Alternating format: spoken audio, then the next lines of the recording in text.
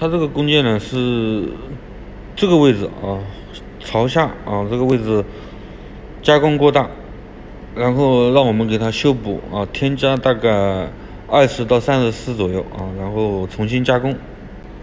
这个槽宽呢大概有8个毫米啊，估计的话最少要补3道。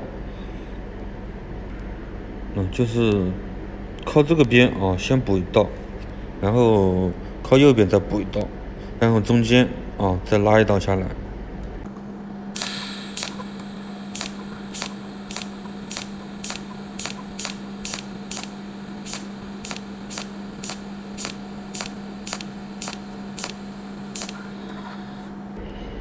就像这样啊，先补1道啊，补1圈过来。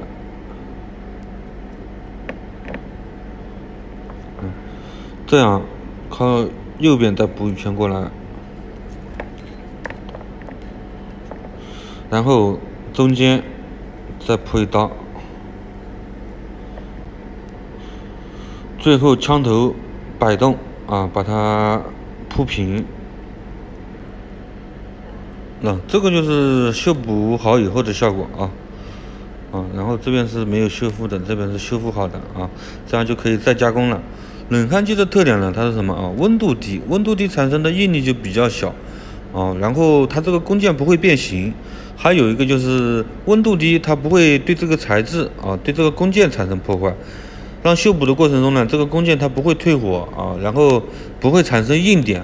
2次加工的时候呢，它不会打刀头啊，也不会让刀啊，这个就是冷焊机比较明显的这个优点啊。